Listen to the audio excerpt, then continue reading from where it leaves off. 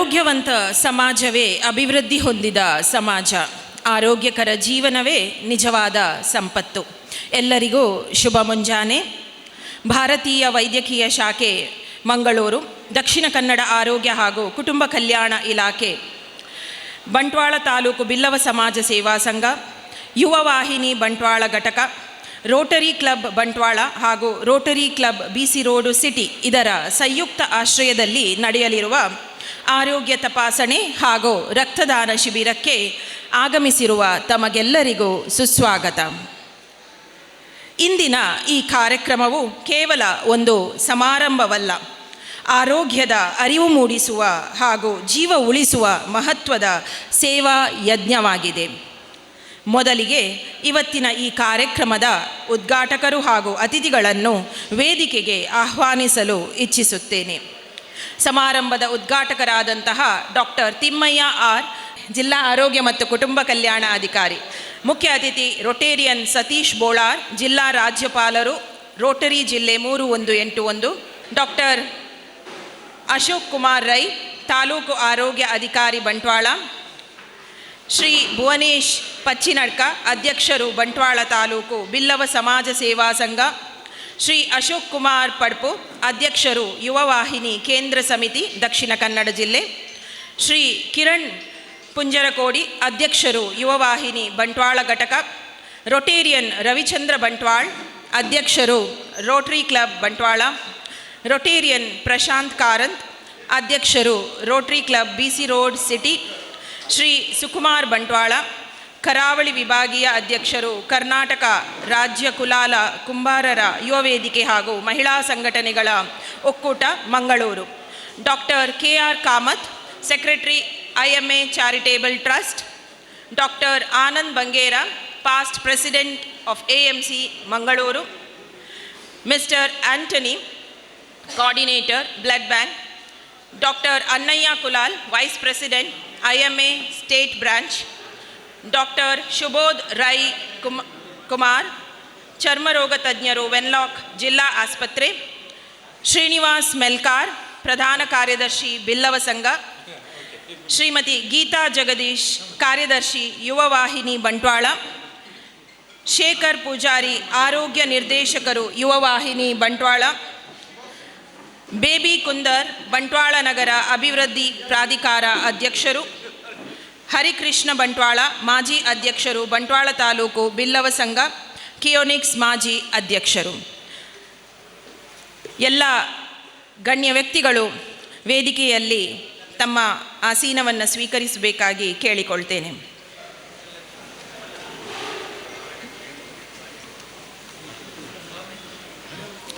ನಿಸ್ವಾರ್ಥ ಪ್ರಾರ್ಥನೆಯೇ ಅತ್ಯಂತ ಶಕ್ತಿಯುತ ಆರಾಧನೆ. ಪ್ರಾರ್ಥನೆ ನಮ್ಮ ಮಾತುಗಳನ್ನು ದೇವರ ಕಡೆಗೆ, ದೇವರ ಕೃಪೆಯನ್ನು ನಮ್ಮ ಜೀವನದ ಕಡೆಗೆ ತರುತ್ತದೆ. ಇವತ್ತಿನ ಈ ಒಂದು ಕಾರ್ಯಕ್ರಮವನ್ನು ಪ್ರಾರಂಭಿಸುವ ಮೊದಲು ಪ್ರಜೀತ್ ಅಮೀನ್, ಕೋಶಾಧಿಕಾರಿ ಯುವ ವಾಹಿನಿಯವರು ಮುಂದೆ ಬಂದು ಪ್ರಾರ್ಥನೆಯನ್ನು ನಡೆಸಿಕೊಡಬೇಕಾಗಿ ಕೇಳಿಕೊಳ್ತೇನೆ. ಹೇ ಗಣನಾಥ, ಹೇ ಪ್ರಥಮ ವಂದ್ಯ, ಹೇ ವಿಶ್ವಂಬರ, ಹೇ ರಂಭಾ, ಪ್ರಥಮ ಪೂಜೆ ನಿನಗೆ ಆರಂಭ. ಹೇ ಗಣನಾಥ, ಹೇ ಪ್ರಥಮ ವಂದ್ಯ, ಹೇ ವಿಶ್ವಂಬರ, ಹೇ ರಂಭಾ. ನಿನ್ನ ನೋಡುವುದೇ ಅಂದ, ನಿನ್ನ ಸ್ಮರಣೆ ಚಂದ. ನಿನ್ನ ನೋಡುವುದೇ ಅಂದ, ನಿನ್ನ ಸ್ಮರಣೆ ಚಂದ. ನಿನ್ನ ನೆನೆದರೆ ಬಾಳಿಗೆ ಮಹದಾನಂದ. ಹೇ ಮುದ್ದು ಗಣಪನೆ ಕರುಣಿಸು ಜ್ಞಾನಾನಂದ. ಹೇ ಮುದ್ದು ಗಣಪನೆ ಕರುಣಿಸು ಜ್ಞಾನಾನಂದ. ಹೃದಯ ಮಂದಿರದಲ್ಲಿದ್ದು, ಹೃದಯ ಮಂದಿರದಲ್ಲಿದ್ದು ಪಸರಿಸು ಆತ್ಮಾನಂದ.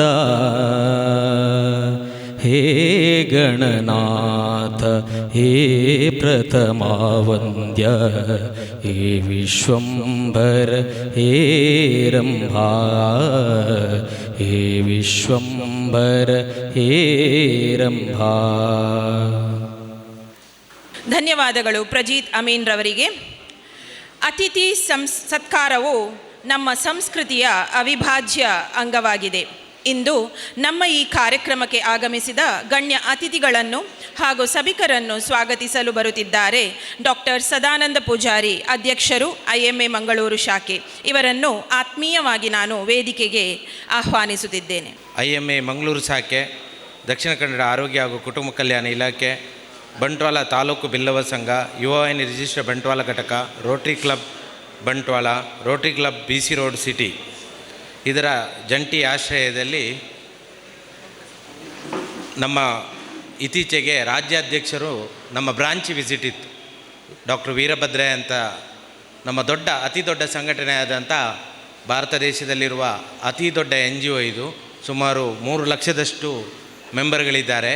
ಅದರ ರಾಜ್ಯಾಧ್ಯಕ್ಷರು ಇತ್ತೀಚೆಗೆ ನಮ್ಮ ಬ್ರಾಂಚ್ ವಿಸಿಟ್ ಮಾಡಿದರು. ನಾವು ಈಗಾಗಲೇ ಹೇಳಿದ ಹಾಗೆ ನಮ್ಮ ಇನ್ಸ್ಟಾಲೇಷನ್ CN ಮಂಜುನಾಥ್ ಮಾಡಿದರು. ಒಂದು ಕ್ರಿಕೆಟಿಗೆ ಜವಗಾಲ ಶ್ರೀನಾಥನ್ನು ಕರೆಸಿದ್ದೆವು. ಮೊನ್ನೆ ಆರೋಗ್ಯ ಸಚಿವರು ಕೂಡ ಡಾಕ್ಟರ್ ಎಗೆ ಬಂದಿದ್ದರು. ನೀವೆಲ್ಲ ಮಾಡಿದಿರಿ, ಪಬ್ಲಿಕ್ಕಿಗೆ ಏನು ಮಾಡಿದಿರಿ ಅಂತ ಪ್ರಶ್ನೆ ಮಾಡಿದರು. ಹಾಗಾಗಿ ಇಮಿಡಿಯೇಟ್ ನಾನು ಜಯಪ್ರಕಾಶ್ ಮತ್ತು ನಾಗೇಶ್ ಇವರಿಗೆ ಫೋನ್ ಮಾಡಿದೆ. ಜಯಪ್ರಕಾಶ್, ಒಂದು ಕ್ಯಾಂಪ್ ಆಗಬೇಕು, ನಮಗೆ ಬ್ಲಡ್ ಡೊನೇಷನ್ ಕ್ಯಾಂಪ್ ಮತ್ತು ಮೆಡಿಕಲ್ ಪಬ್ಲಿಕ್ಕಿಗೆ ಏನು ಮಾಡ್ತೇವೆ ಅನ್ನೋದನ್ನು ನಾವು ಆ ಮೂಲಕ ನಾವು ರಾಜ್ಯಾಧ್ಯಕ್ಷರಿಗೆ ಹೇಳಬೇಕಾಗ್ತದೆ.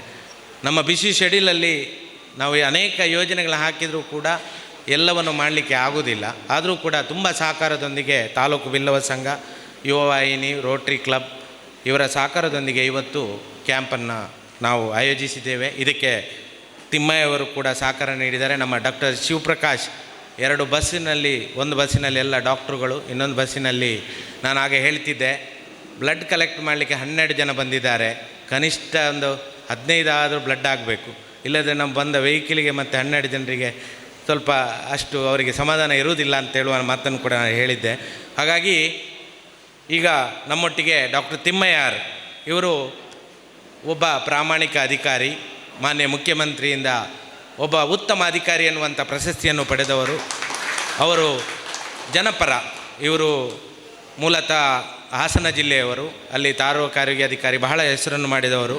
ಆ ಮೂಲಕ ಅವರಿಗೆ ದಕ್ಷಿಣ ಕನ್ನಡಕ್ಕೆ ಸಾಮಾನ್ಯವಾಗಿ ಅಧಿಕಾರಿಗಳನ್ನು ಆಯ್ಕೆ ಮಾಡುವಾಗ ಸ್ವಲ್ಪ ಪ್ರಾಮಾಣಿಕರನ್ನು ನೋಡ್ತಾರೆ. ಹಾಗಾಗಿ ಅಂಥ ಒಬ್ಬ ದಕ್ಷ ಅಧಿಕಾರಿ ಡಾಕ್ಟರ್ ತಿಮ್ಮಯ್ಯವರು ವೇದಿಕೆಯಲ್ಲಿದ್ದಾರೆ. ಅವರಿಗೆ ಎಲ್ಲರ ಪರವಾಗಿ ಹಾರ್ದಿಕವಾಗಿ ಸ್ವಾಗತಿಸ್ತಾ ಇದ್ದಾರೆ. ಈ ಕಾರ್ಯಕ್ರಮದಲ್ಲಿ ಈ ತಾಲೂಕು ಬಿಲ್ಲವ ಸಂಘದ ಅಧ್ಯಕ್ಷರು ಭುವನೇಶ್ ಪಚ್ಚಿನಡ್ಕ ಇದ್ದಾರೆ. ಇವರ ತಂದೆ ಕೂಡ ಶೇಷಪ್ಪ ಕೋಟ್ಯಾನ್ ಅಂತ ಒಬ್ಬ ಪ್ರತಿಷ್ಠಿತ ಮನೆತನದವರ ಜೊತೆಗೆ ಸಮಾಜ ಸೇವಕರು. ಬಹುಶಃ ಇಲ್ಲಿ ಆಟೋದಲ್ಲಿ ನೀವು ನೋಡಿದರೆ ಶೇಷಪ್ಪ ಕೋಟ್ಯಾನ್ ಅಂತ ಅವರ ಫೋಟೋ ಹಾಕಿ ಆಟೋ ಚಾಲನೆ ಮಾಡುವವರಿದ್ದಾರೆ. ಅವರ ಮಗ ಆದಂಥ ಭುವನೇಶ್ ಪಚ್ಚಿನಡ್ಕೆಯಲ್ಲಿದ್ದಾರೆ. ಬಹಳ ಸರಳ ವ್ಯಕ್ತಿತ್ವ.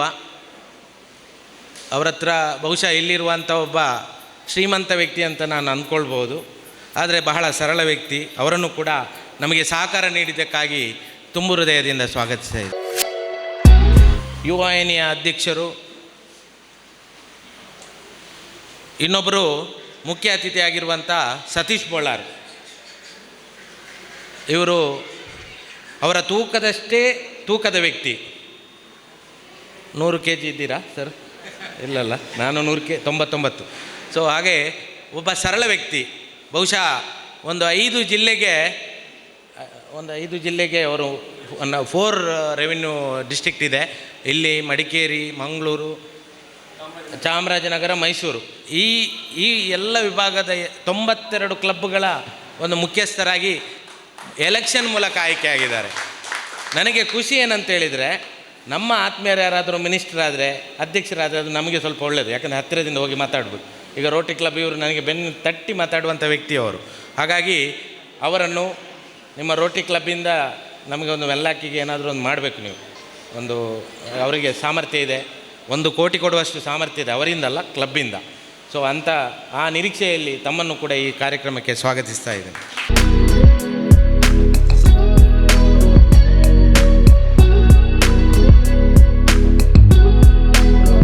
ವಿವೇಕಾನಂದರು ಹೇಳಿದ ಹಾಗೆ ನನಗೆ 4 ಜನ ಯುವಕರನ್ನು ಕೊಡಿ, ನಾನು ದೇಶವನ್ನು ಅಲ್ಲಾಡಿಸಿಬಿಡ್ತೇನೆ ಅಂತೇಳಿ. ಹಾಗೆ ಒಂದು ಯುವ ಸಂಘಟನೆಯ ಜಿಲ್ಲಾ ಅಧ್ಯಕ್ಷರು ಯುವವಾಣಿ ಕೇಂದ್ರ ಸಮಿತಿ ಅಶೋಕ್ ಕುಮಾರ್ ಪಡ್ಪು. ಸೊ ಅವರು ಯುವಕರ ತಂಡ ಹೊರಗಿದೆ. ನೀವು ಈಗ ನಮಗೆ 12 ಜನ ಸ್ಟಾಫ್ ಬಂದಿದ್ದಾರೆ ಸರ್ ಬ್ಲಡ್ ಡೊನೇಷನಿಗೆ. 50 ನಿರೀಕ್ಷೆ ಇದೆ, ಅಟ್ಲೀಸ್ಟ್ 30 ಆದರೆ ಆಗಬೇಕು. ಹರಿಕೃಷ್ಣ ಬಂಟ್ವಾಳ್ರೆ ಇಲ್ಲ ಜಿನಂಕ್ಲ ಮರ್ಯಾದೆ ಹೋಗ್ಕೊಂಡು ಅಂತ. ಸೊ ಅಧ್ಯಕ್ಷರು ಅಶೋಕ್ ಕುಮಾರ್ ಪಡ್ಪು ಇಲ್ಲಿದ್ದಾರೆ, ಅವರಿಗೂ ಕೂಡ ನಾನು ಸ್ವಾಗತವನ್ನು ಬಯಸ್ತಾ ಇದ್ದೇನೆ. ಇನ್ನೊಬ್ಬರು ಯುವಕ ಕಿರಣ್ ಪಂಜರಕೋಡಿ, ಅಧ್ಯಕ್ಷರು ಯುವವಾಹಿನಿ ಬಂಟ್ವಾಳ ಕಡಕ, ಅವರನ್ನು ಕೂಡ ಕಾರ್ಯಕ್ರಮಕ್ಕೆ ಸ್ವಾಗತಿಸ್ತಾ ಇದ್ದೇನೆ. ಇನ್ನೊಬ್ಬರು ರೋಟೇರಿಯನ್ ರವಿಚಂದ್ರ ಬಂಟ್ವಾಲ್, ಅಧ್ಯಕ್ಷರು ರೋಟರಿ ಕ್ಲಬ್ ಬಂಟ್ವಾಲ್, ಇವರನ್ನು ಕೂಡ ಕಾರ್ಯಕ್ರಮಕ್ಕೆ ಸ್ವಾಗತಿಸ್ತಾ ಇದ್ದೇನೆ. ಇನ್ನೊಬ್ಬರು ಪ್ರಶಾಂತ್ ಕಾರನ್, ಅಧ್ಯಕ್ಷರು Rotary club BC road city, ಅವರನ್ನು ಕೂಡ ಕಾರ್ಯಕ್ರಮಕ್ಕೆ ಸ್ವಾಗತಿಸ್ತಾ ಇದ್ದೇನೆ.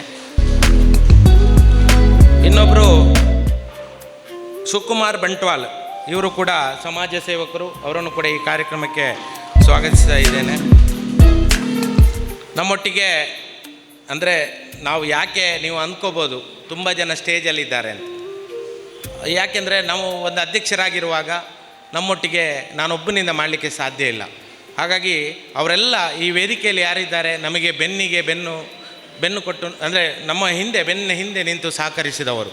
ಅದರಲ್ಲಿ ಮೊದಲನೇದಾಗಿ KR ಕಾಮತ್, ಮೂಳೆ ರೋಗ ತಜ್ಞರು ಹಾಗೂ HOD ಆಗಿದ್ದಾರೆ. ಮಾಜಿ ಉಪಾಧ್ಯಕ್ಷರು ರಾಜ್ಯ IMA, ಅವರು ಕೂಡ ಅವರನ್ನು ಗೌರವಪೂರ್ವಕವಾಗಿ ಸ್ವಾಗತಿಸ್ತಾ ಇದ್ದೇನೆ. ಇನ್ನೊಬ್ಬರು ಡಾಕ್ಟರ್ ಆನಂದ್ ಬಂಗೇರ. ಯಾರೋ ಕೇಳ್ತಾಯಿದ್ರು ಬೆಳಿಗ್ಗೆ ಈ ಅನಸ್ತಿಸಿದವರು ಯಾಕೆ ಅಂತ. ಅದಕ್ಕೆ ಹೇಳಿದೆ, ನೀವು ರಿಸ್ಕ್ ಕೊಟ್ಟು ಜೀವ ತೊಂದರೆ ಹೋದರೂ ತೊಂದರೆ ಇಲ್ಲ ಅಂದರೆ ಇಲ್ಲೊಂದು ಸಣ್ಣ ಸರ್ಜರಿ ಮಾಡಲಿಕ್ಕೆ ಬೇಕಿದ್ದರೆ ಆನಂದ್ ಬಂಗೇರ ಹತ್ರ ಅನಸ್ತಿಷ ಕೊಡಿಸ್ಬೋದು ಅಂತ. ಇವರು ಪರದೆ ಹಿಂದೆ ಇರುವವರು, ನಿಮ್ಗೆ ಗೊತ್ತಿರ್ಬೋದು, ತುಂಬ ಕಾಂಪ್ಲಿಕೇಟೆಡ್ ಕೇಸಿಗೆ ಸರ್ಜರಿ ಮಾಡಿ ಅನಸ್ತಿಷ ಕೊಟ್ಟು ಸರ್ಜರಿ ಮಾಡಿದವರು. ಒಬ್ಬ ಪ್ರತಿಷ್ಠಿತ ಅನಸ್ತಿಷಿಯಸ್ ತಜ್ಞರು. ಅದಕ್ಕೆ ಅವರು ಈ ಸಲ ನಮ್ಮ AMC ಅಧ್ಯಕ್ಷರಾಗಿದ್ದರು. ತುಂಬ ಕಾರ್ಯಕ್ರಮವನ್ನು ನೀವು ನಂಬಿದರೆ ನಂಬಿ ನಮಗೆ ಇವರು ಜಾವಗಲ್ ಶ್ರೀನಾಥ್ ಫ್ರೀಯಾಗಿ ಬಂದಿದ್ದರು. ಬಹುಶಃ ನಾನು ಅದನ್ನು ಹೇಳಬಾರ್ದು, ಬೇರೆ ಕ್ರಿಕೆಟರ್ಸಿಗೆ 15 ಲಕ್ಷ ಅವರಿಗೆ ಕೊಡಬೇಕಾಗ್ತದೆ. ಆದರೆ ನಮ್ಮೊಬ್ಬ ಆತ್ಮೀಯ ಮಿತ್ರನ ಮಿತ್ರ ಫಿಸಿಷಿಯನ್ ಇದ್ದಾರೆ, ಅವರ ಪರ್ಸನಲ್ ಫಿಸಿಷಿಯನ್, ಅವರ ಮೂಲಕ ಜಾವಗಲ್ ಶ್ರೀನಾಥ್ ದುಡ್ಡು ತಗೊಳ್ಳೋದಿಲ್ಲ, ಬರುವುದೂ ಇಲ್ಲ. ಸೊ ಬರುವಾಗೆ ಮಾಡಿದ್ದು ಕಿರಣ್ ಉಡುಪ ಅಂತ, ಕಾರ್ತಿಕ್ ಉಡುಪ ಅಂತ.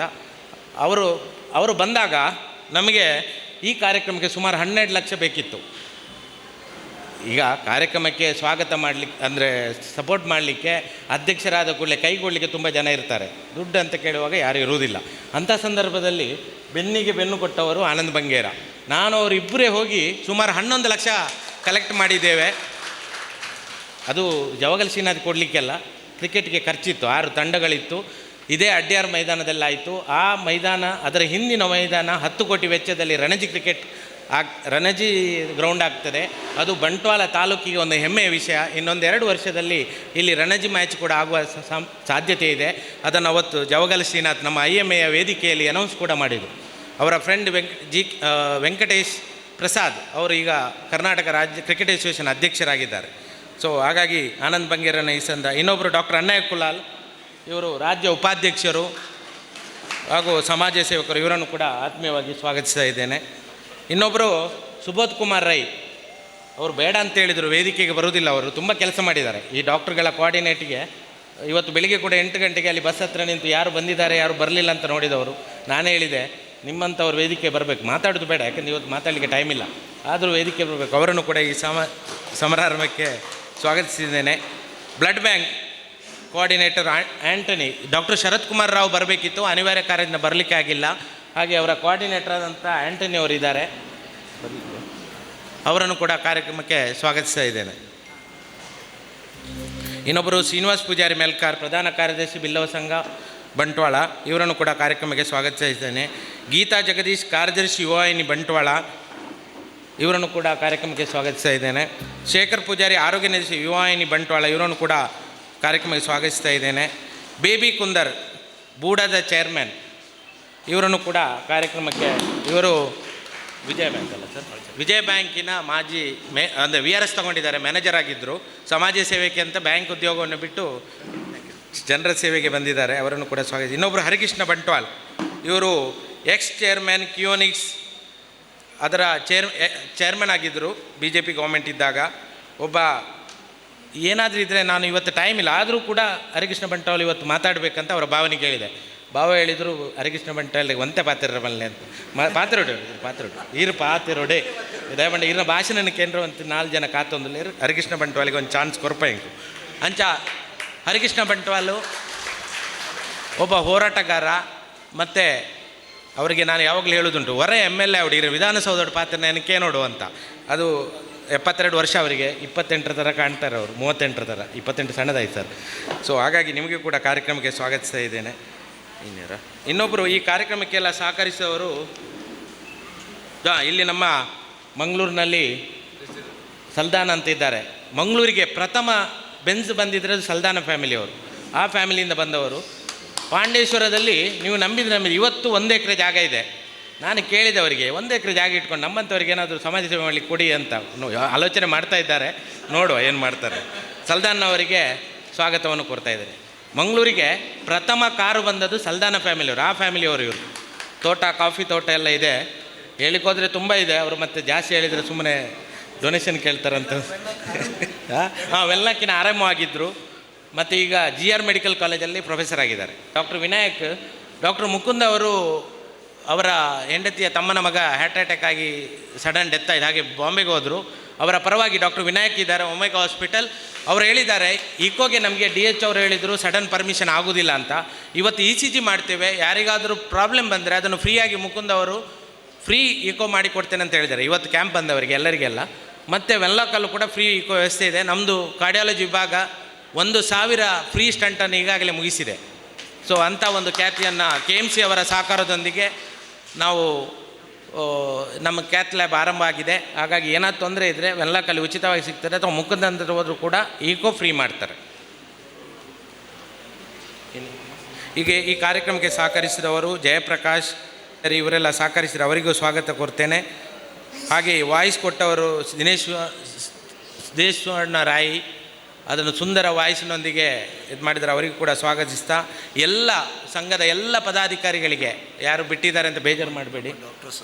ಹಾಂ, ಎಲ್ಲ ಡಾಕ್ಟ್ರುಗಳು ಕೆಲವರು ಹೆಸರು, ನನ್ನ ವೈಫ್ ಕೂಡ ಇದ್ದಾಳೆ, ಜಾಸ್ತಿ ಮಾತಾಡಬೇಡಿ ಅಂತ ಹೇಳೋದು ಅವಳೇ, ಹಾಗಾಗಿ ಅವಳ ಹೆಸರು ಹೇಳೋದು ಬೇಡ ಅಂತ ಹೇಳಿದ್ದಾಳೆ.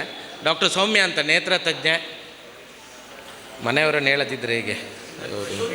ಜ್ಯೋತಿ ಇದ್ದಾಳೆ, ಡಾಕ್ಟರ್ ಜ್ಯೋತಿ ಇದ್ದಾಳೆ, ಸರ್ಜನ್.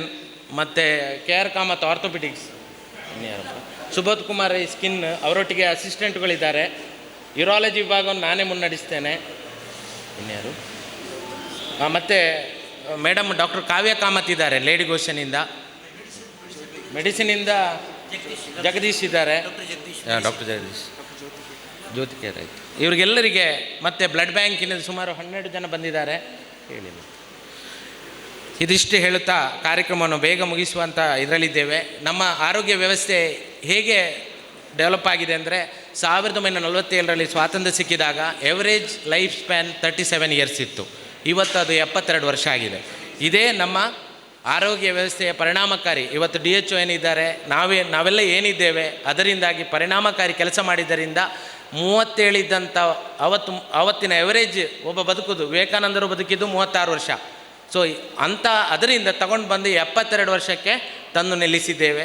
ಬದುಕುವವರು 100 ವರ್ಷ ಬದುಕ್ತಾರೆ, ಆದರೂ ಕೂಡ 72 ದೊಡ್ಡ ಸಂಗತಿ. ಅದು ಭಾರತದಂಥ ಇಷ್ಟು ದೊಡ್ಡ ಪಾಪ್ಯುಲೇಷನ್ ಇರುವಲ್ಲಿ. ಸೊ ಹಾಗಾಗಿ ಈ ಆರೋಗ್ಯ ಶಿಬಿರವು ನಿಮ್ಮ ಆರೋಗ್ಯ ಸಮಸ್ಯೆಯನ್ನು ಇವತ್ತು ಫೈಂಡ್ ಔಟ್ ಮಾಡಿ ಅದಕ್ಕೆ ಸೂಕ್ತ ಸಲಹೆಯನ್ನು ನೀಡುವಂಥ ಕಾರ್ಯಕ್ರಮವಾಗಿದೆ. ಯಾವುದೇ ಮೆಡಿಸಿನ್ ಕೊಡುವುದಿಲ್ಲ. ಮತ್ತು ರಕ್ತದಾನದಲ್ಲಿ ಭಾಗವಹಿಸಿ ಪುಣ್ಯ ಪಡ್ಕೊಳ್ಳಿ.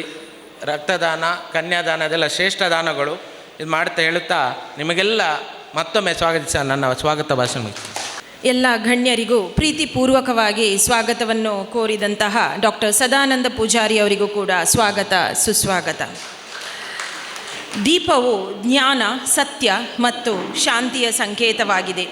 ಅಜ್ಞಾನದ ಅಂಧಕಾರವನ್ನು ದೂರ ಮಾಡಿ ಜ್ಞಾನದ ಬೆಳಕನ್ನು ಹರಡುವುದೇ ದೀಪ ಪ್ರಜ್ವಲನೆಯ ಸಂದೇಶ. ಈ ಶುಭ ಸಮಾರಂಭದ ಮಂಗಳಾರಂಭವಾಗಿ ದೀಪ ಪ್ರಜ್ವಲನೆ ನೆರವೇರಿಸಲು ವೇದಿಕೆಯನ್ನು ಅಲಂಕರಿಸಿರುವ ನಮ್ಮ ಗೌರವಾನ್ವಿತ ಮುಖ್ಯ ಅತಿಥಿಗಳು ಹಾಗೂ ಗಣ್ಯರನ್ನು ಸಾದರವಾಗಿ ಆಹ್ವಾನಿಸುತ್ತೇನೆ.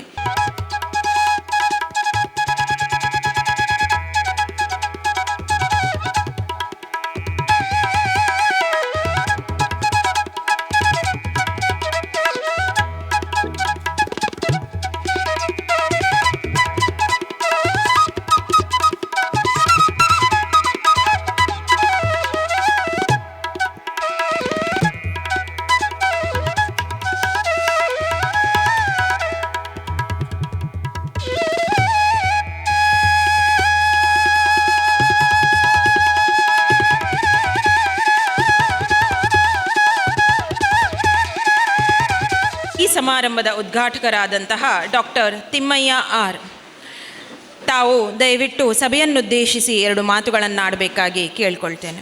ಪ್ರಣಾಮಗಳು.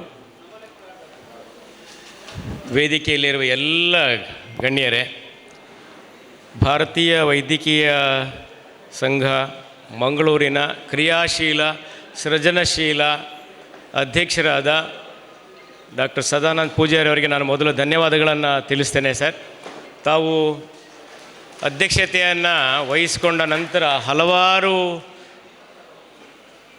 ಕಾರ್ಯಕ್ರಮಗಳನ್ನು ಹಮ್ಮಿಕೊಂಡಿದ್ದೀರಿ. ಅದರಲ್ಲಿ ಸಮಾಜಮುಖಿ ಮತ್ತು ಜನಸ್ನೇಹಿ ಕಾರ್ಯಕ್ರಮವಾಗಿ ಇವತ್ತು ಈ ವೈದ್ಯಕೀಯ ತಪಾಸಣೆ ಹಾಗೂ ರಕ್ತದಾನ ಶಿಬಿರವನ್ನು ತಾವು ಆಯೋಜನೆ ಮಾಡಿದ್ದೀರಿ.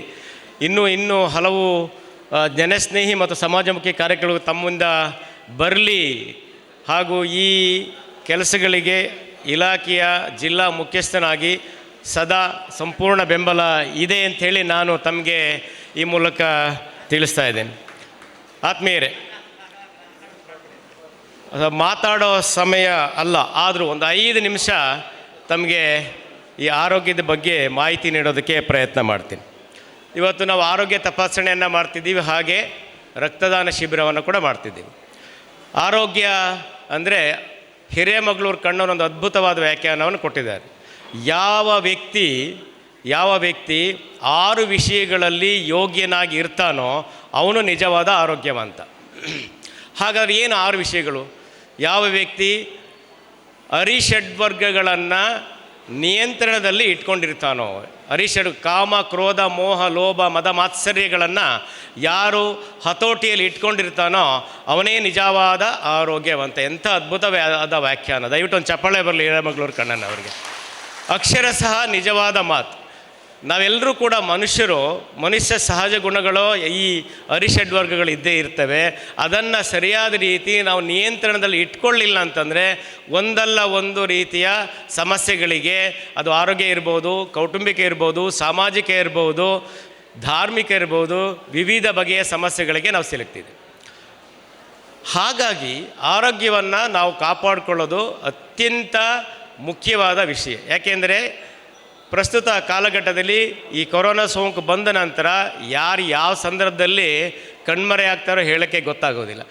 ಈ ಹಿನ್ನೆಲೆಯಲ್ಲಿ ದಯಮಾಡಿ ನನ್ನ ಕಳಕಳಿಯ ಮನವಿ, ಬಹುತೇಕ ಇಲ್ಲಿರೋರೆಲ್ಲ 35 ದಾಟಿರೋರೇ ಇದ್ದೀವಿ, ಚಿಕ್ಕ ವಯಸ್ಸರು ಭಾಳ ಕಡಿಮೆ ಇದ್ದೀವಿ.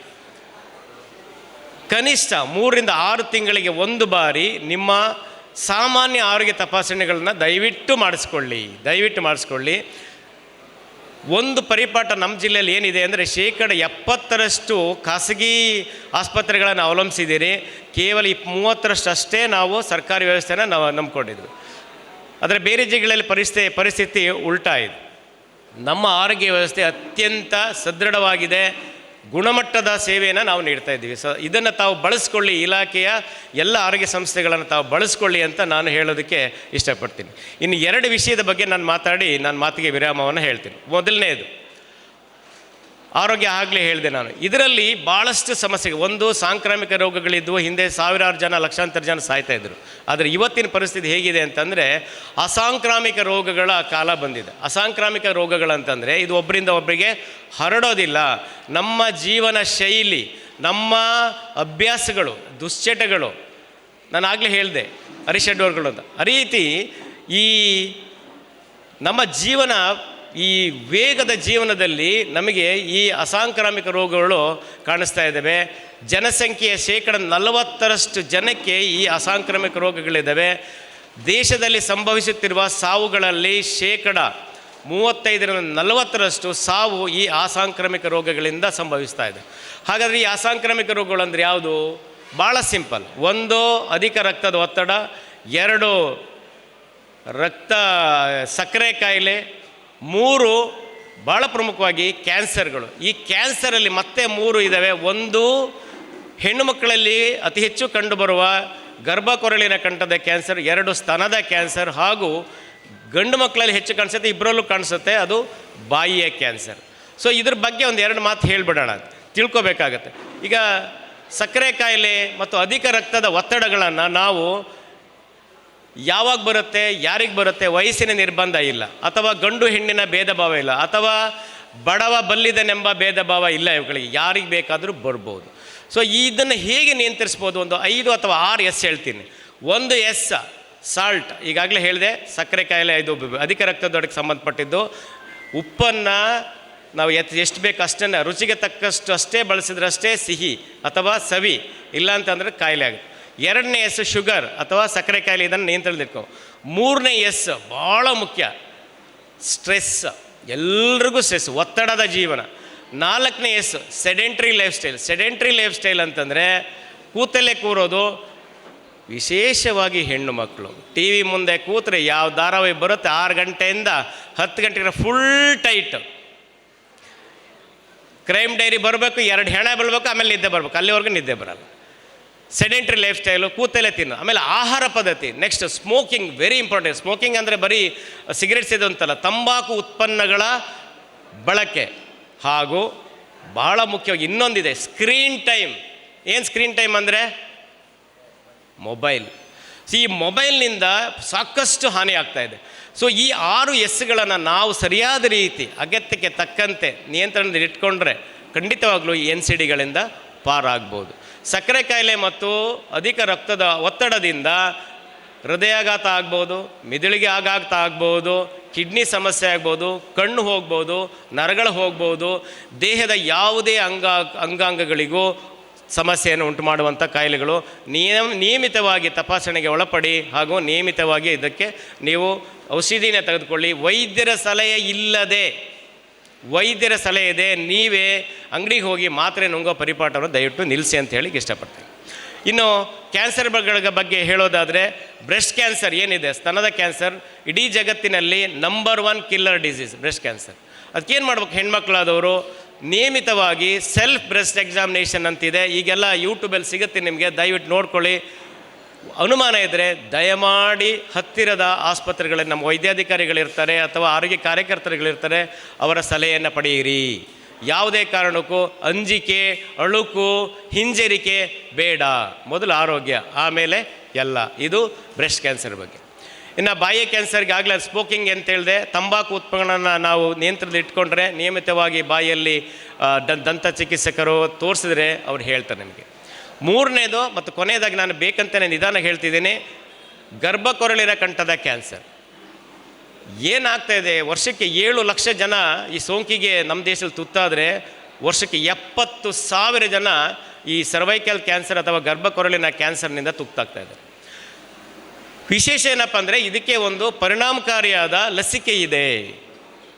90ಕ್ಕೆ 90ರಷ್ಟು ರಕ್ಷಣೆ ಸಿಗುತ್ತೆ ಲಸಿಕೆಯನ್ನು ಪಡೆದಲ್ಲಿ. HPV ಲಸಿಕೆ ಅಂತ ತಾವೆಲ್ಲ ಇತ್ತೀಚೆಗೆ ನಾವು ಎಲ್ಲ ಮಕ್ಕಳಿಗೆ 14 ವರ್ಷ ತುಂಬಿದ 15 ವರ್ಷ ಒಳಪಟ್ಟ ಮಕ್ಕಳಿಗೆ ನಾವು HPV ಲಸಿಕೆಯನ್ನು ಕೊಡ್ತಾ ಇದ್ದೀವಿ. ನಾನು ಈ ವೇದಿಕೆಯ ಮೂಲಕ ಎಲ್ಲ ಸಾರ್ವಜನಿಕರಲ್ಲಿ ಕೈ ಜೋಡಿಸಿ ಮನವಿ ಮಾಡ್ತಿದ್ದೇನೆ, ಇದರಿಂದ ಯಾವುದೇ ತೊಂದರೆ ಇಲ್ಲ. ಇದನ್ನು ನೀವು ಕೊಡಿಸೋದ್ರಿಂದ ನಿಮ್ಮ ಮಕ್ಕಳಿಗೆ ಗರ್ಭ ಕ್ಯಾನ್ಸರಿಂದ ನೀವು ಸಂಪೂರ್ಣವಾಗಿ ಆ ಮಗುವನ್ನು ರಕ್ಷಿಸ್ಬೋದು. ನನ್ನ ಪ್ರಕಾರ ಯಾವುದೇ ತಂದೆ ಅಥವಾ ಅಣ್ಣ ತನ್ನ ಮಗಳಿಗೆ ಕೊಡಬಹುದಾದ ಅತ್ಯಂತ ಬೆಲೆ ಕಟ್ಟಲಾಗದಂಥ ಒಂದು ಗಿಫ್ಟ್ ಅಥವಾ ಕೊಡುಗೆ ಏನಾರಿದ್ದರೆ ಅದು HPV ಲಸಿಕೆ ಅಂತ ನಾನು ಈ ಸಂದರ್ಭ ಹೇಳ್ತಾ, ದಯವಿಟ್ಟು ಈ ಲಸಿಕೆಯನ್ನು ಯಾವುದೇ ತಪ್ಪು ತಿಳುವಳಿಕೆಗಳಿಗೆ ಒಳಗಾಗಿದೆ, ಅನಗತ್ಯ ಗೊಂದಲಗಳಿಗೆ ಒಳಗಾಗಿದೆ. ಯಾಕೆಂದರೆ ಸಾಮಾಜಿಕ ಜಾಲತಾಣಗಳಲ್ಲಿ ಒಳ್ಳೆಯ ವಿಷಯ ಹರಡೋದಕ್ಕಿಂತ ಕೆಟ್ಟ ವಿಷಯಗಳು ಹರಡೋದೇ ಜಾಸ್ತಿ, ಕೆಟ್ಟದ್ದನ್ನು ನಂಬೋದೇ ಜಾಸ್ತಿ. ಇದು ಈಗ ಹೊಸದಾಗಿ ಬಂದಿರೋ ಲಸಿಕೆ ಅಲ್ಲ. ಇದು ಲಸಿಕೆ ಹಲವಾರು ವರ್ಷಗಳಿಂದ ಖಾಸಗಿ ವಲಯದಲ್ಲಿ ಇತ್ತು. ಈಗ ಘನ ಸರ್ಕಾರ ಮಕ್ಕಳ ಸುರಕ್ಷತೆಯ ದೃಷ್ಟಿಯಿಂದ, ಮಕ್ಕಳ ಆರೋಗ್ಯದ ದೃಷ್ಟಿಯಿಂದ ಉಳಿಸಿದೆ. ಈಗಲೂ ನಮಗಿನ್ನೂ 9,800 ಲಸಿಕೆಗೆ ಮಕ್ಕಳಿಗೆ ಕೊಡೋಷ್ಟು ಲಸಿಕೆ ನಮ್ಮ ಹತ್ರ ಇದೆ. ಎಲ್ಲ ಪ್ರಾಥಮಿಕ ಆರೋಗ್ಯ ಕೇಂದ್ರಗಳಲ್ಲಿ, ಸಮುದಾಯ ಆರೋಗ್ಯ ಕೇಂದ್ರಗಳಲ್ಲಿ, ತಾಲೂಕು ಆಸ್ಪತ್ರೆ ಲಸಿಕೆ ಲಭ್ಯ ಇದೆ. ಉಚಿತವಾಗಿ ಕೊಡ್ತೀವಿ. 14 ವರ್ಷ ತುಂಬಿದ 15 ವರ್ಷದ ಇನ್ನೂ ಬರದೇ ಇರೋ ಮಕ್ಕಳಿಗೆ ನಾವು ಕೊಡ್ತಾಯಿದ್ದೀವಿ. ದಯವಿಟ್ಟು ಲಸಿಕೆಯನ್ನು ಕೊಡಿಸಿ. ಕೊನೆಯದಾಗಿ ರಕ್ತದಾನದ ಬಗ್ಗೆ 1-2 ಮಾತು ಹೇಳಿ ಮುಗಿಸ್ಬಿಡ್ತೀನಿ, ನಾನು ಸಮಯ ಇಲ್ಲ. ಸೊ ರಕ್ತದಾನ ಆಗಲೇ ಮಹಾದಾನ ಅಂತ ಹೇಳಿದರು.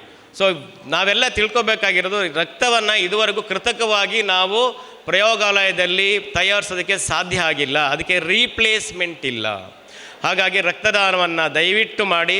25 ಬಾರಿ ರಕ್ತದಾನವನ್ನು ನಾನು ಮಾಡಿದಂಥವನು ಇದುವರೆಗೆ. ಸೊ ಇಲ್ಲಿ ಬಂದ ಮೇಲೆ ಕೂಡ 1 ಬಾರಿ ರಕ್ತದಾನ ಮಾಡಿ. ಯಾಕೆ ರಕ್ತದಾನ ಮಾಡಬೇಕಂತಂದರೆ ಹರಿಯುವ ನೀರಿಗೂ ನಿಂತ ನೀರಿಗೂ ಇರುವ ಏನು ವ್ಯತ್ಯಾಸ ಇದೆ ಅಂತ ನಾವು ತಿಳ್ಕೊಳ್ಬೇಕು. ಈ ಉದಾಹರಣೆ, ಹರಿಯೋ ನೀರು ಏನಿರುತ್ತೆ, ಪ್ರತಿದಿನ ಪ್ರತಿ ಕ್ಷಣ ಅನುಕ್ಷಣ ಅದು ಪರಿಶುದ್ಧವಾಗಿ ತನ್ನನ್ನು ತಾನು ಸ್ವಚ್ಛ ಮಾಡಿಕೊಂಡು ಸದಾ ಪರಿಶುದ್ಧವಾಗಿರುತ್ತೆ. ನಿಂತ ನೀರು ಮಲಿನವಾಗುತ್ತೆ. ಸೊ ಅದಕ್ಕೇನು ಮಾಡಬೇಕು, ಗಂಡಸರಿಗೆ ವಿಶೇಷವಾಗಿ ಹೇಳ್ತಾ ಇದ್ದೀನಿ ನಾನು, ನಿರಂತರವಾಗಿ ರಕ್ತದಾನವನ್ನು ಮಾಡೋದರಿಂದ ನಿಮ್ಮ ಹೃದಯ ತೆಳುವಾಗತ್ತೆ.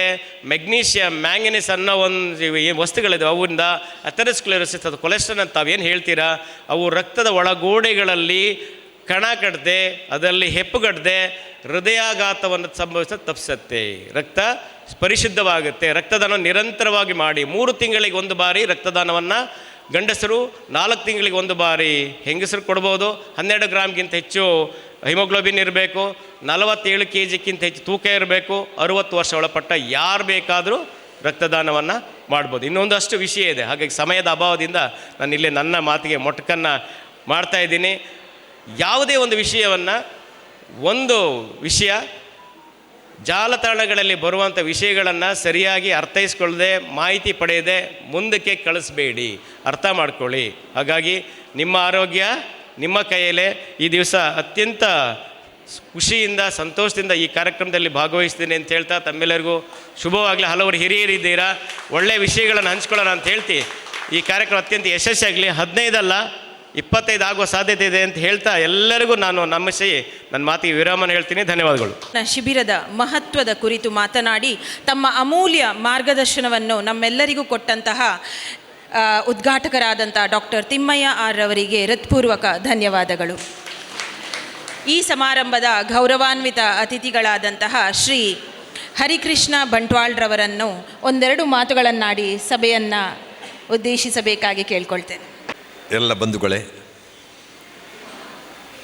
ನಮ್ಮ ಡಾಕ್ಟ್ರು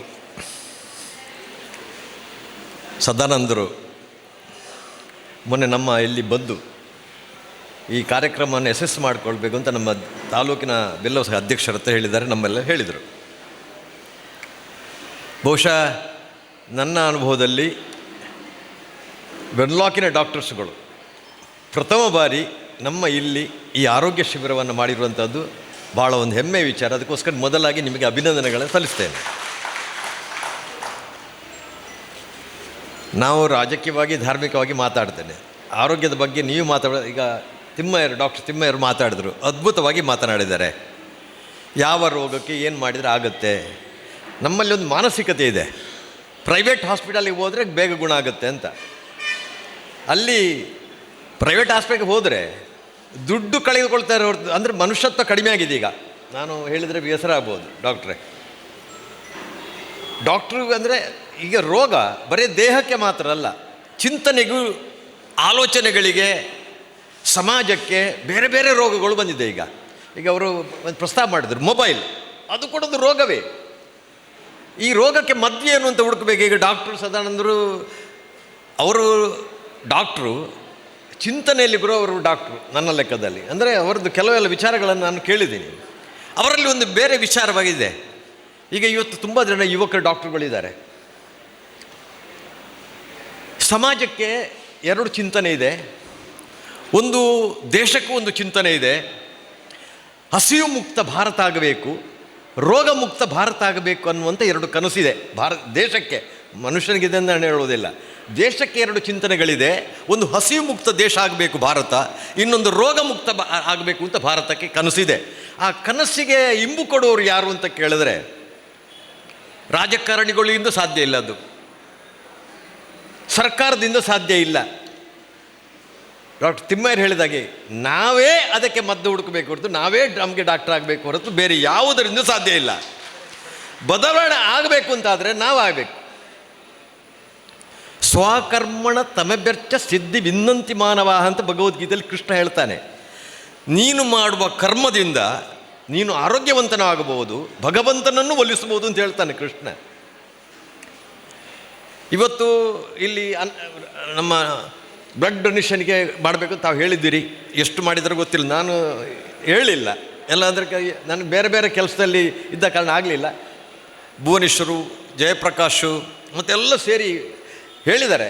ನಮ್ಮ ಲಯನ್ಸ್ ಇದ್ದಾರೆ, ರೋಟ್ರಿ ಇದ್ದಾರೆ, ನಮ್ಮ ಸತೀಶಣ್ಣ ಇದ್ದಾರೆ, ಇಲ್ಲಿ ರೋಟ್ರಿಯ ಗವರ್ನರ್ ಇದ್ದಾರೆ, ಯು ಐನವರು ಇದ್ದಾರೆ. ನನಗೆ 75 ವರ್ಷ ಆಯಿತು. ನನಗೆ ಆಗೋದಿಲ್ಲ ಹೇಳಿದ್ರಲ್ಲ ನೀವು 75 ವರ್ಷ ಬೇಡ ಅಂತ.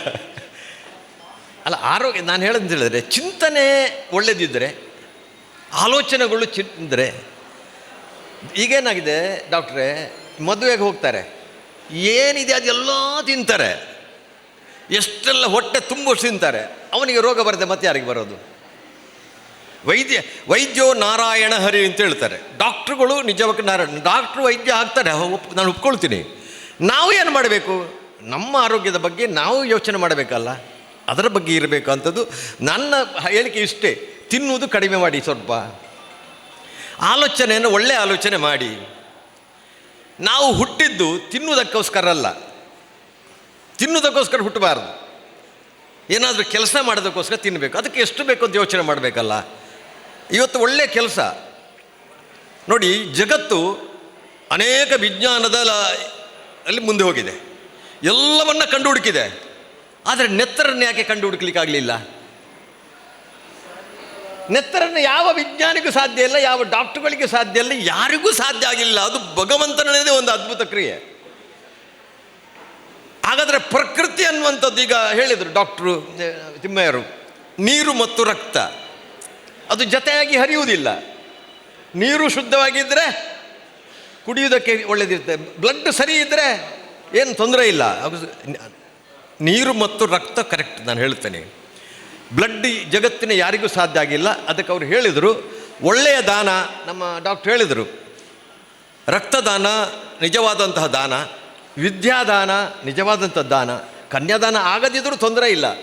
ಆದರೆ ರಕ್ತದಾನ ಮತ್ತು ಜ್ಞಾನ ಕೊಡ್ತಕ್ಕಂಥ ಕೆಲಸ ಅಂದರೆ ವಿದ್ಯಾದಾನ, ಎರಡೂ ಮನುಷ್ಯನಿಗೆ ಸಿಕ್ಕಿದರೆ ಅವನೊಬ್ಬ ಒಳ್ಳೆಯ ಶ್ರೀಮಂತನಾಗ್ತಾನೆ. ಅಂದರೆ ದುಡ್ಡಿನ ಶ್ರೀಮಂತ ಅಲ್ಲ, ಮನುಷ್ಯತ್ವದ ಶ್ರೀಮಂತನಾಗ್ತಾನೆ. ಇವತ್ತು ಸದಾನಂದರ ಹತ್ರ ಪೂಜಾರಿಯವರು ವೆನ್ಲಾಕ್ನಲ್ಲಿದ್ದಾರೆ. ಅವರೀಗ ಇದರ ಅಧ್ಯಕ್ಷರಾಗಿದ್ದಾರೆ. IMA ನನ್ನ ಆತ್ಮೀಯ ಮಿತ್ರರು ಅಣ್ಣಯ್ಯರಿದ್ದಾರೆ ಇಲ್ಲಿ. ನಾನು ಅವರು ಕೆಲವು ಕಾಡಿಗೆ ಒಟ್ಟಿಗೆ ಹೋಗ್ತಿದ್ದೆವು. ಇಲ್ಲಿ ಅವರು ಹೀಗೆ ನೆನಪು ಮಾಡಿದರು ನನಗೆ. ಇಲ್ಲಿ ರಮಾನಾಥರಯ್ಯವರಿದ್ದರು ಬೇಬಿ, ಅವರನ್ನು ಕುಳ್ಳಿಸಿ ಇದರಲ್ಲಿ ತೂಕ ಹಾಕಿ ಅವರ ತೂಕದಷ್ಟೇ ಬ್ಲಡ್ ಡೊನೇಷನ್ ಮಾಡಿದಂಥದ್ದು ವೆನ್ಲಾಕ್ ಇದು ಟೌನ್ ಹಾಲಲ್ಲೇ ಮಾಡಿತ್ತು ಆಗ.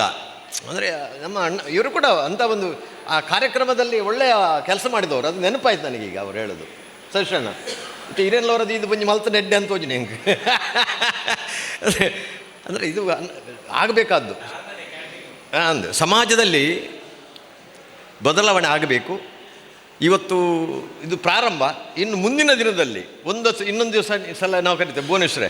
ಅದಕ್ಕೆ ನಾವು ಹಳ್ಳಿಗೆ ಬೇಕಾದರೆ ಹೋಗಿ ಇದು ಅಂದರೆ ಜನ ವೆನ್ಲಾಕಿಗೆ ಹೋದರೆ, ವೆನ್ಲಾಕಿನಲ್ಲಿ ನನ್ನ ಲೆಕ್ಕದಲ್ಲಿ ಅದ್ಭುತವಾದಂಥ ವ್ಯವಸ್ಥೆ ಇದೆ.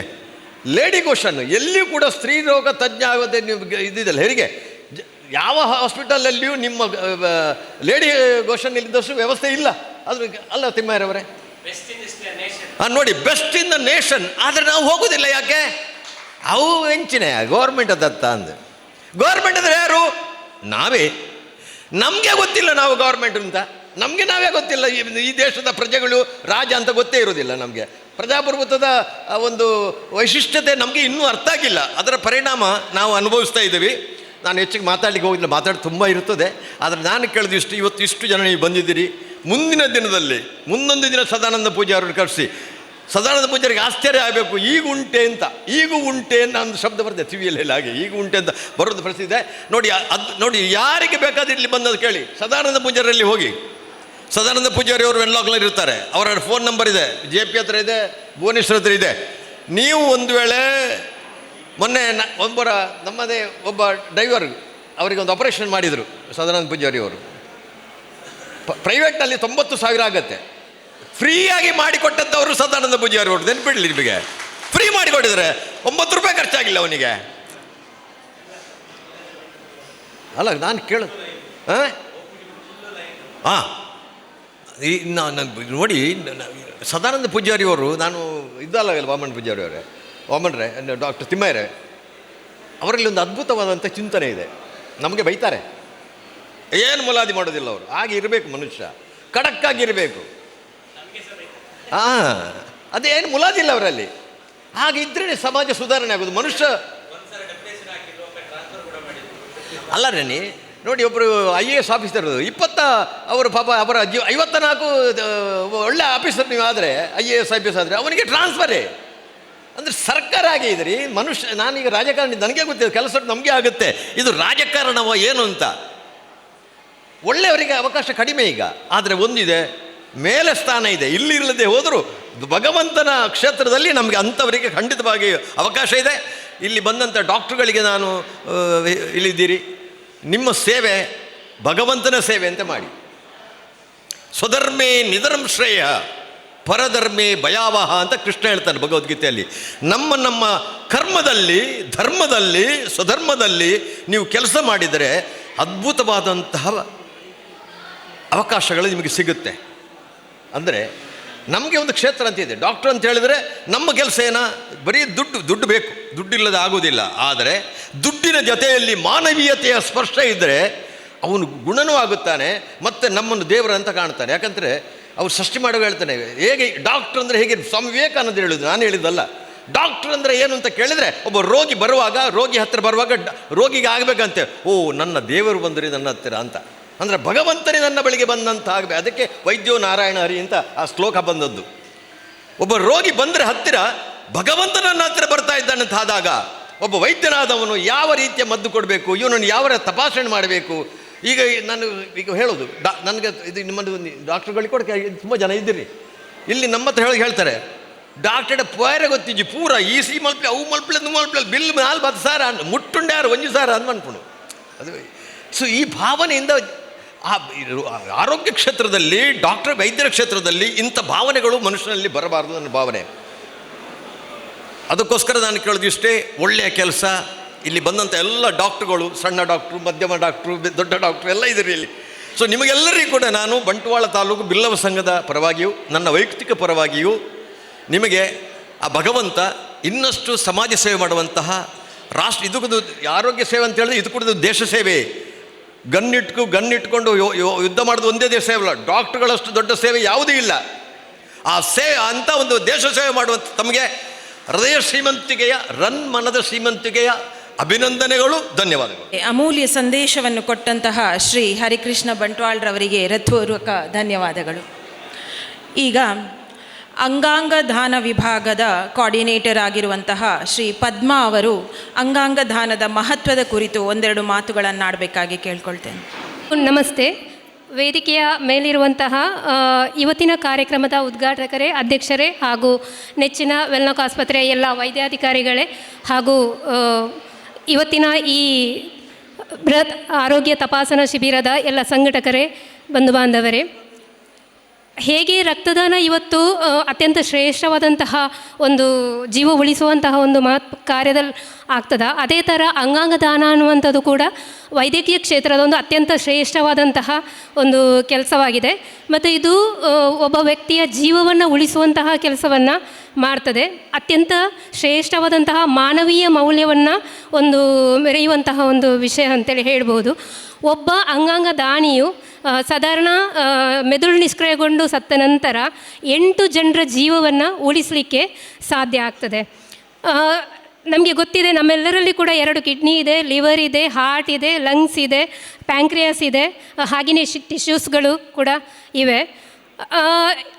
ಕೆಲವೊಂದು ಸಂದರ್ಭಗಳಲ್ಲಿ ವ್ಯಕ್ತಿ ರೋಡ್ ಟ್ರಾಫಿಕ್ ಆಕ್ಸಿಡೆಂಟ್ ಆದಂತಹ ಸಂದರ್ಭದಲ್ಲಿ ಅಥವಾ ಸ್ಟ್ರೋಕ್ ಆದಂತಹ ಸಂದರ್ಭದಲ್ಲಿ ಆ ವ್ಯಕ್ತಿಯನ್ನು ಹಾಸ್ಪಿಟಲೈಸ್ ಮಾಡಿರ್ತಾರೆ, ಅಲ್ಲಿ ವೆಂಟಿಲೇಟರಲ್ಲಿ ಹಾಕಿರ್ತಾರೆ. ಅಂತಹ ಸಂದರ್ಭದಲ್ಲಿ ಮೆದುಳಿನ ಎಲ್ಲ ಕಾರ್ಯಗಳು ಸ್ಥಗಿತವಾದಂತಹ ಸಂದರ್ಭದಲ್ಲಿ, ಅಂದರೆ ನ್ಯೂರೋಲಾಜಿಕಲ್ ಕಂಡೀಷನ್ ಏನು ಅದು ಕಂಪ್ಲೀಟಾಗಿ ಸ್ಟ್ಯಾಗ್ನೆಂಟ್ ಆದಂತಹ ಸಂದರ್ಭದಲ್ಲಿ ಅಥವಾ ಬದಲಾಯಿಸಲಿಕ್ಕೆ ಸಾಧ್ಯ ಆಗದೇ ಇರುವಂತಹ ಸಂದರ್ಭದಲ್ಲಿ ವ್ಯಕ್ತಿಯನ್ನು ಮೆದುಳು ನಿಷ್ಕ್ರಿಯಗೊಂಡಂಥ ವ್ಯಕ್ತಿ ಅಂತೇಳಿ ಹೇಳಿ ಅಲ್ಲಿಯ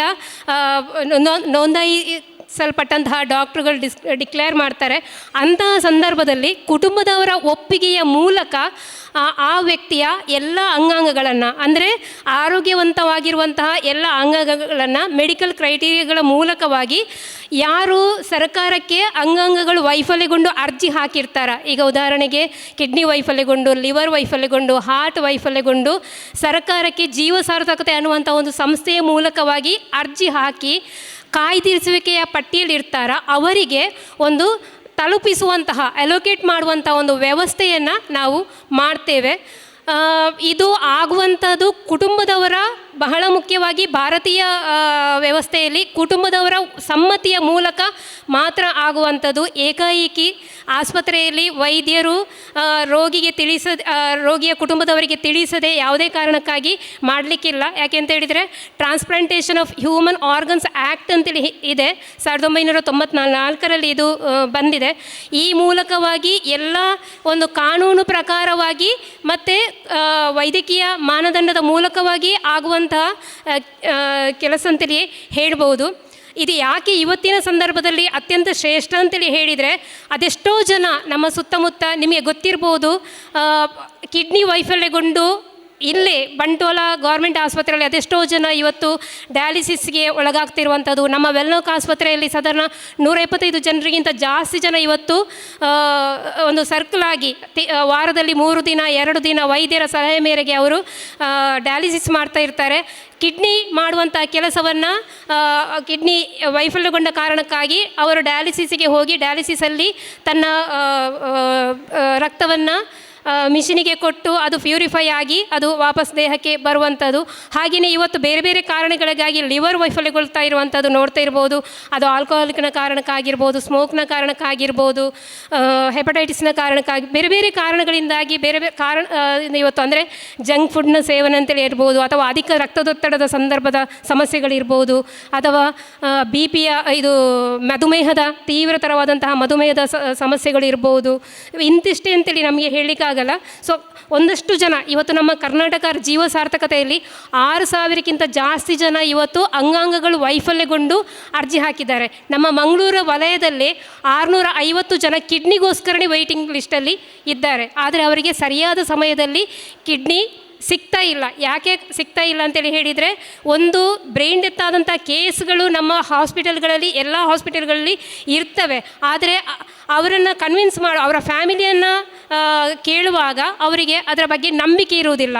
ಅಂದರೆ ಎಲ್ಲಿ ನಮ್ಮ ವ್ಯಕ್ತಿಯ ಅಂಗಾಂಗಗಳನ್ನು ದುರುಪಯೋಗ ಮಾಡ್ತಾರಾ, ಅಥವಾ ಅದು ಸರಿಯಾದ ಇದಕ್ಕೆ ಬಳಕೆ ಆಗುವುದಿಲ್ವಾ, ಅಥವಾ ನಂಬಿಕೆಯ ಒಂದು ಪ್ರಶ್ನೆಗಳು ಇರ್ತವೆ. ನಾವು ಅಂಗಾಂಗಗಳನ್ನು ದಾನ ಮಾಡಿದರೆ ಮುಂದೆ ನಮಗೆ ಸ್ವರ್ಗ ಲಭಿಸುವುದಿಲ್ಲ, ಈ ರೀತಿಯಾದಂಥ ಮಿತ್ಸ್ಗಳಲ್ಲಿ ಜನ ಇರ್ತಾರೆ. ಸೊ ಅದಕ್ಕೋಸ್ಕರವಾಗಿ ಸರ್ಕಾರ ಇವತ್ತು ಭಾರತೀಯ ಆರೋಗ್ಯ ಸಚಿವಾಲಯದ ಮೂಲಕವಾಗಿ ನೋಟೋ ABDM ಅನ್ನುವಂಥ ಒಂದು ಲಿಂಕ್ ತಂದಿದೆ. ಅದರ ಮೂಲಕ ನಾವು ಆಧಾರ್ ನಂಬರನ್ನು ಎಂಟ್ರಿ ಮಾಡುವ ಮೂಲಕವಾಗಿ ನಾವು ಜೀವಂತ ಇರುವಾಗಲೇ ನೋಂದಣಿಯನ್ನು ಮಾಡಿಕೊಳ್ಬೋದು. ನೋಂದಣಿ ಅಂತೇಳಿ ಹೇಳಿದರೆ, ನನಗೆ ಅಂಗಾಂಗ ದಾನದ ಬಗ್ಗೆ ಅರಿವಿದೆ ಮತ್ತು ನನಗೆ ಅದರ ಬಗ್ಗೆ ಆಸಕ್ತಿ ಇದೆ ಅಂತೇಳಿ ಹೇಳಿ ನಾವೊಂದು ನೋಂದಣಿ ಮಾಡುವಂಥದ್ದು. ದಾನ ಅಲ್ಲ, ನಾವು ನೋಂದಣಿ ಮಾಡುವ ಮೂಲಕವಾಗಿ ನಾವು ಅಂಗಾಂಗ ದಾನಿಗಳಾಗಿ ಇರ್ಬೋದು. ಅದಕ್ಕೆ ಮಾಡಬೇಕಾದಂಥ ಕೆಲಸ ಇಷ್ಟೇ. ನಿಮ್ಮಲ್ಲಿ ಆಧಾರ್ ನಂಬರ್ ಇದ್ದರೆ ಮೊಬೈಲಲ್ಲಿ, ನಮ್ಮಲ್ಲಿ ನಾನು ಇದ್ದೇನೆ, ಇನ್ನೊಬ್ಬರು ಶಿಲ್ಪ ಅಂತೇಳಿದ್ದಾರೆ, ನೀವು ಬಂದು ನಮಗೆ ಆಧಾರ್ ನಂಬರ್ ಕೊಟ್ಟರೆ ನಾವು ಆನ್ಲೈನಲ್ಲಿ ರಿಜಿಸ್ಟ್ರೇಷನ್ ಮಾಡ್ತೇವೆ. ನಿಮಗೊಂದು ಡೋನರ್ ಕಾರ್ಡ್ ಬರ್ತದೆ, ಅದನ್ನು ನೀವು ಡೌನ್ಲೋಡ್ ಮಾಡಿ ಇಟ್ಕೊಳ್ಬೋದು. ಇದು 2 ವಿಷಯಕ್ಕೆ ತುಂಬ ಅವಶ್ಯಕತೆ ಇರ್ತದೆ. ಈಗ ಉದಾಹರಣೆಗೆ ನಾವು ಜೀವಂತವಾಗಿ ಪ್ಲೆಜ್ ಮಾಡದೇ ಇದ್ದಲ್ಲಿ, ಒಂದು ವೇಳೆ ನಾವು ಬ್ರೈನ್ ಡೆತ್ ಆಗಿ ಸತ್ತಂಥ ಸಂದರ್ಭದಲ್ಲಿ ಕುಟುಂಬದವರಿಗೆ ಕೌನ್ಸಿಲಿಂಗ್ ಮಾಡುವಾಗ ಕುಟುಂಬದವರು ಒಪ್ಪಿಗೆ ಕೊಡುವುದಿಲ್ಲ.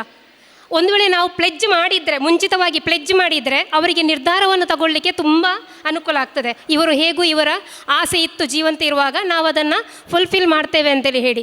ಇನ್ನೊಂದು, ಯಾರು ಅರ್ಜಿ ಹಾಕಿ ಕಾಯ್ತಾ ಇರ್ತಾರೋ, ಒಂದು ಕಾಯ್ದಿರಿಸುವಿಕೆ ಪಟ್ಟಿಯಲ್ಲಿ ಇರ್ತಾರ, ಅವರು ಪ್ರತಿದಿನ ವೆಬ್ಸೈಟಲ್ಲಿ ಚೆಕ್ ಮಾಡ್ತಾ ಇರ್ತಾರೆ, ನಮ್ಮ ಜೀವ ಸಾರ್ಥಕತೆ ವೆಬ್ಸೈಟಲ್ಲಿ ಚೆಕ್ ಮಾಡ್ತಾ ಇರ್ತಾರೆ.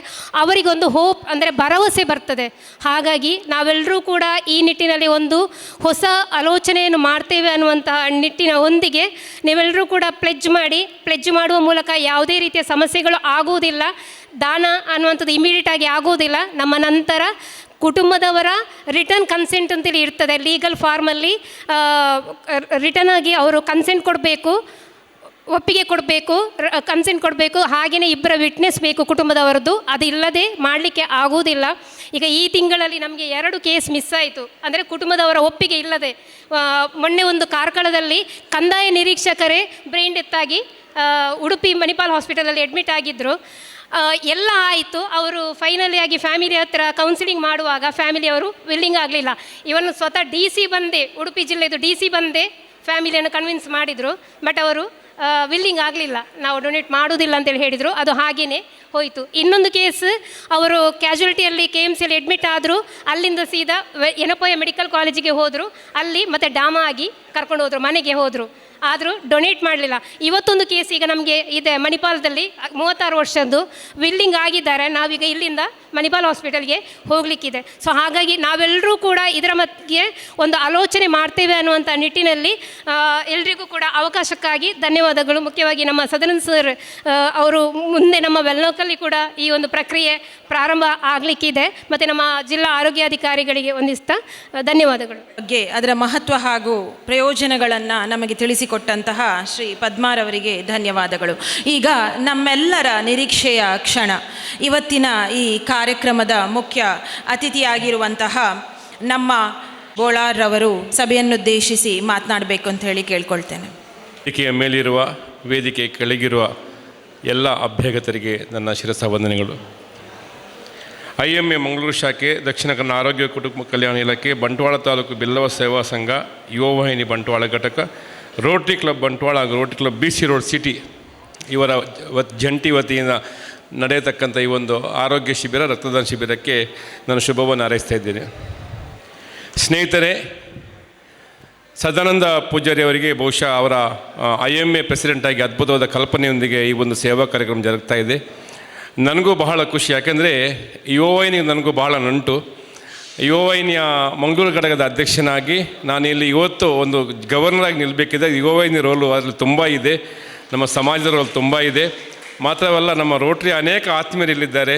ಇವರೆಲ್ಲ ಆಶೀರ್ವಾದದಿಂದ ನಾನು ಗವರ್ನರಾಗಿ ನಿಂತಿದ್ದೇನೆ. ಸದಾನಂದ ಪೂಜಾರಿ ಅವರಿಗೆ ಒಂದು ಅವರ ಒಂದು ಕೋರಿಕೆಯನ್ನು ಕೊಟ್ಟರು. ನಾವು 12 ಜನ ಬಂದಿದ್ದೇವೆ, ಮರ್ಯಾದೆ ಉಳಿಸಲಿಕ್ಕೆ 15 ಯೂನಿಟ್ ಕೊಡಿ ಅಂತ. ಸರಿ, ಈಗಾಗಲೇ 10 ಯೂನಿಟ್ ಆಗಿದೆ, ಇನ್ನು 40 ಯೂನಿಟ್ ಬಾಕಿ ಇದೆ. 50 ಯೂನಿಟ್ ಬ್ಲಡ್ಡನ್ನು ನೀವು ಗುರುಗಳ ಆಶೀರ್ವಾದ ಕೊಂಡೋಗ್ತಾ ಇದ್ದೀರಿ. ಇನ್ನೊಂದು, ಗವರ್ನರಾಗಿ ನನ್ನದೊಂದು ಅದ್ಭುತವಾದ ಕಲ್ಪನೆ ಇದೆ. ಇದೀಗಾಗಲೇ ನಾವು ಕಾರ್ಯಪ್ರವೃತ್ತರಾಗಿದ್ದೇವೆ. ದಕ್ಷಿಣ ಕನ್ನಡ ರೆಡ್ ಕ್ರಾಸ್ ಅಸೋಸಿಯೇಷನ್ನ ಮತ್ತು ಶಾಂತರಾಮ್ ಶೆಟ್ಟರ್ ಅವರ ಒಂದು ಮುತುವರ್ಜಿಯಲ್ಲಿ ಏಕಕಾಲಕ್ಕೆ ಮಂಗಳೂರಿನಿಂದ ಕೊಳ್ಳೆಗಾಲದವರೆಗೆ ಅದು ಏಕಕಾಲಕ್ಕೆ ರಕ್ತದಾನ ಶಿಬಿರ ನಡೆಯಲಿದೆ. And we are concentrating minimum 5000 units blood ಆ ಒಂದು ದಿವಸದಲ್ಲಿ ಮಾಡಬೇಕಂತ ಒಂದು ಆಶೆಯನ್ನಿಟ್ಟಿದ್ದೇವೆ. ದಯವಿಟ್ಟು IMA ಕೂಡ ಅದಕ್ಕೆ ಕೈ ಜೋಡಿಸಬೇಕು, ನಿಮ್ಮ ಎಲ್ಲೆಲ್ಲಿ ಘಟಕ ಅದಕ್ಕೆ ಕೈ ಜೋಡಿಸಬೇಕಂತ ವಿನಿಸ್ತಾ ಇದ್ದೇನೆ. ಅಂಗಾಂಗ ದಾನದ ಬಗ್ಗೆ ಇದಕ್ಕೆ ನಮ್ಮ ಸಹೋದರಿಯವರು ತುಂಬ ಅದ್ಭುತವಾಗಿ ಒಂದು ಅವರ ಎಕ್ಸ್ಪ್ಲನೇಷನ್ ನೀಡಿದರು. ನಮ್ಮ ರೋಟರಿಯಲ್ಲಿ ಕೂಡ ಇದರ ಬಗ್ಗೆ, ಅಂಗಾಂಗ ದಾನದ ಬಗ್ಗೆ ಬಹಳಷ್ಟು ಕೆಲಸ ನಡೀತಾ ಇದೆ. ಬಿಲೀವ್ ಮಿ ಮೈ ಡಿಯರ್ ಫ್ರೆಂಡ್ಸ್, ಮೊನ್ನೆ ನನ್ನ ಇನ್ಶೂರೇಷನ್ ದಿವಸ ನಾನು ಕ್ಲಿಯರಾಗಿ ನಮ್ಮ ಸೆಕ್ರೆಟರಿಗೆ ರಿಕ್ವೆಸ್ಟ್ ಮಾಡಿದ್ದೆ, ಅಲ್ಲಿ ವ್ಯಕ್ತಿಯ ವೈಭೀಕರಣ ಆಗಬಾರ್ದು ಅಥವಾ ಅದರ ಬದಲು ಸೇವೆಯ ವೈಭೀಕರಣ ಆಗಬೇಕು ಅಂತ. ಮೊನ್ನೆ ನನ್ನ ಪದಗ್ರಹಣ ದಿವಸ ಇದೇ ರೀತಿ ಅಂಗಾಂಗ ದಾನದ ಬಗ್ಗೆ ಅವೇರ್ನೆಸ್, ಬ್ಲಡ್ ಡೊನೇಷನ್ ಕ್ಯಾಂಪೇನ್ ಮತ್ತು ಸಕ್ಕರೆ ಕಾಯಿಲೆ, ಮಧುಮೇಹದ, ಒತ್ತಡದ ಬಗ್ಗೆ ಬಹುಶಃ ನೀವು ಬಂದಿದ್ದೀರಿ. ಒಂದು ಬಹಳ ಚೆನ್ನಾಗಿ ಪ್ರೋಗ್ರಾಮ್ ನಡೆಯಿತು. Thank you for all the Rotary friends ಇದಕ್ಕೆ ಕಾರಣಕರ್ತರಾದ. ಇನ್ನೊಂದು ಬಹಳ ಮುಖ್ಯ, ನೀವೊಂದು ಕೋರಿಕೆಯನ್ನು ಕೊಟ್ಟಿದ್ದೀರಿ. ಕೋರಿಕೆಯಲ್ಲ, ನಿಮ್ಮೊಂದು ಮನಸ್ಸಿನ ಆಶೆಯನ್ನು ಕೊಟ್ಟಿದ್ದೀರಿ. ರೋಟರಿ ವೆಲ್ನೋಕಿಗೆ ಏನಾದರೂ ಒಂದು ಮಾಡಬೇಕು. ಹೌದು, ನಿಜವಾದ ಚಿಂತನೆ ನಾವಿದ್ದೇವೆ. ಎಷ್ಟು ಜನರಿಗೆ ಗೊತ್ತುಂಟು ರೋಟರಿ ಮಂಗಳೂರಲ್ಲಿ ಏನೆಲ್ಲ ಮಾಡಿದೆ ಅಂತ? Have you ever knows about mother's milk bank? Sir, lady question ಒಂದು ಪ್ರಪಂಚದಲ್ಲಿ ಉತ್ತಮ ದರ್ಜೆ ಆಸ್ಪತ್ರೆ ಅಂತ ಹೇಳಿದರು. ಇದರಲ್ಲಿ ರೋಟರಿಯ ಕಾಂಟ್ರಿಬ್ಯೂಷನ್ ಕೂಡ ತುಂಬ ಇದೆ my dear friends. Mother's milk bank ಅಂತ ಒಂದು ಮಿಲ್ಕ್ ಬ್ಯಾಂಕನ್ನು ಮಾಡಿದ್ದಾರೆ. ಸಾಧಾರಣ 38 ಲಕ್ಷ ರೂಪಾಯಿ ವೆಚ್ಚದಲ್ಲಿ Rotary club Mangalore. Skin bank ಅಂತ ಮಾಡಿದ್ದಾರೆ ಫಾದರ್ ಮುಲ್ಲರ್ಸಲ್ಲಿ, ಅದು ಕೂಡ ಸಾಧಾರಣ 35 ಲಕ್ಷದ ಮೀರಿ. ಅರ್ಲಿ ಕ್ಯಾನ್ಸರ್ ಡಿಟೆಕ್ಷನ್ ಸೆಂಟರನ್ನು ಮಾಡಿದ್ದಾರೆ. ರಕ್ತದಾನ ಸಂಗ್ರಹದ ಒಂದು ವ್ಯಾನನ್ನು ಕೊಟ್ಟಿದ್ದಾರೆ. ಅಥವಾ ಐ ರಿಸ್ಕಿ ಪ್ರೆಗ್ನೆನ್ಸಿ ವಾರ್ಡ್ ಅಂತ ರೋಟರಿ ಕ್ಲಬ್ ಮ್ಯಾಂಗ್ಳೂರ್ ಸಿಟಿಯ ಪರವಾಗಿ ಬಹುಶಃ ಡೆಡಿಕೇಷನ್ ಮಾಡಿದ್ದಾರೆ. ರೋಟರಿ ಯಾವಾಗಲೂ ಸಮಾಜದ ಜೊತೆ ನಡೆಯುತ್ತಾ ಇದೆ ಮೈ ಡಿಯರ್ ಫ್ರೆಂಡ್ಸ್. ದಯವಿಟ್ಟು ರೋಟರಿಯೊಂದಿಗೆ ಕೈ ಜೋಡಿಸಿ ವೇದಿಕೆಯ ಮೇಲಿರುವ ಎಲ್ಲ ವೈದ್ಯಾಧಿಕಾರಿಗೆ ನಾನೊಂದು ವಿನಂತಿ, ಸಮಾಜದ ನಾಯಕರಿಗೆ, ಯಾರೆಲ್ಲ ರೋಟರಿಯ ಸದಸ್ಯರಾಗಿಲ್ಲ ದಯವಿಟ್ಟು ಆಗಿ. ಇವತ್ತು ನೋಡಿ ನಮ್ಮ ತಿಮ್ಮಯ್ಯ ಸರ್ ಅವರು DHO ಅವರು ಒಂದು ಅದ್ಭುತವಾದ ಮಾತನ್ನು ಹೇಳಿದರು. ಇಷ್ಟೆಲ್ಲ ರಕ್ತದಾನ ಮತ್ತು ರಕ್ತ ಸಂಗ್ರಹ, ರಕ್ತ ಪರೀಕ್ಷೆ ಎಲ್ಲ ಮಾಡ್ತಾರೆ, ನಮ್ಮ ಆರೋಗ್ಯದ ಬಗ್ಗೆ ಕಾಳಜಿಯನ್ನು ತಗೊಳ್ತಾರೆ ಇಷ್ಟು ವೈದ್ಯಾಧಿಕಾರಿಗಳು. ಅವರು ಇಲ್ಲಿಂದ ಹೋದ ಮೇಲೆ what is next, that's very important my dear friends. ವೈದ್ಯಾಧಿಕಾರಿಗಳು ಈ ಸಭಾಂಗಣದಿಂದ ಹೋದ ಬಳಿಕ ನಮ್ಮ ಜೀವನದಲ್ಲಿ ನಾವು ಹೇಗಿರಬೇಕು ಅನ್ನೋದರ ಬಗ್ಗೆ ನಮ್ಮ DHO ಸರ್ ಅವರು ಬಹಳ ಉತ್ತಮವಾದ ಕಲ್ಪನೆ ನೀಡಿದರು. It is in our hand. ನಮ್ಮ ಮುಳಿತ್ನಲ್ಲಿ ಒಂದು ಚಿಕ್ಕ ಸೆಂಟ್ರ್ ಇದೆ, ನನಗೆ ಭಾಳ ಖುಷಿ ಆಗ್ತಾ ಉಂಟು. ಅಲ್ಲೇ ಡಾಕ್ಟರ್ ಅಣ್ಣಯ್ಯ ಕುಲಾಲ್ ಬೋರ್ಡ್ ಹಾಕಿ ಕೆಳಗಡೆ ಆಗಿದ್ದಾರೆ ಸೆಕೆಂಡ್ ಒಪಿನಿಯನ್ ಸೆಂಟರ್ ಅಂತ.